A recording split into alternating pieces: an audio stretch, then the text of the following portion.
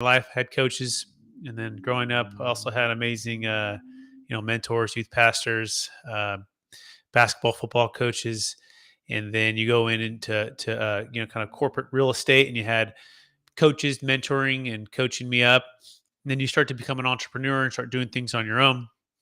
I've had some stints of coaching along the way, but I think you need a coach that's been where you've been in a sense, and then who's going to be able to take you where you want to go. Because at a certain point, you don't know what you don't know, and that gap between where someone is and where you're at, you need that coach to fill that and encourage that and to where you're at. And so one of those things that really stuck out to me was these five character traits, prey drive, remarkable boldness, powerful connection, ability to lock in, grit and resilience.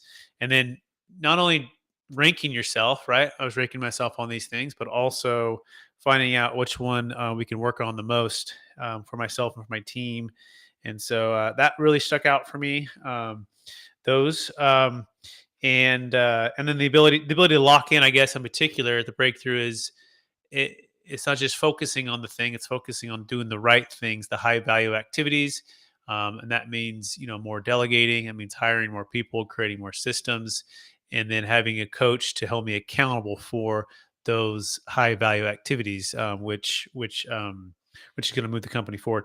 And then also just breaking down like revenue, being like so crystal clear on the A to B. So B being perhaps where the revenue goals you want to be at, and A where you're at right now, and what's it going to take to get that. And it's not just a yearly thing; it's a monthly thing, and then you break it down from there. And so that was a big takeaway as well. Just even going through the exercise of A to B was phenomenal. Um, and then the idea of practicing that every single day, because there's one thing to write down goals and then review goals. It's a whole other thing to actually write down A to B every single day. So that really inspired me, challenged me to do that. Not just review my goals, think about my goals, visualize my goals, but write down where I'm at and where I'm going to be, and then using that because goals um, as the bridge, right? And taking more than just the why, but really connecting the emotion and the history. And so I wrote down a number of things that were really personal to me that are the things that have driven me, but you kind of forget about it. You get in the day to day of being an entrepreneur, of hiring, of closing deals, of creating content or doing marketing or creating systems, and it's just like there's so many hats that an entrepreneur wears.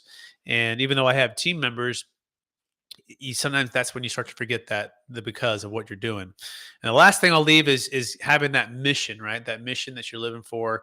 I love how Coach Burt talked about starting the greatness factories for kids, and success, top successful habits of 1%. He's going to be teaching kids, and he felt called to that. And even though he first was resistant, he's doing it, right, and that's inspiring. And so having that bigger mission outside of just having goals, right? And that those kind of things can help to drive you from complacency to the next level, right? And we want to be on the next level, and we want to help and impact more people.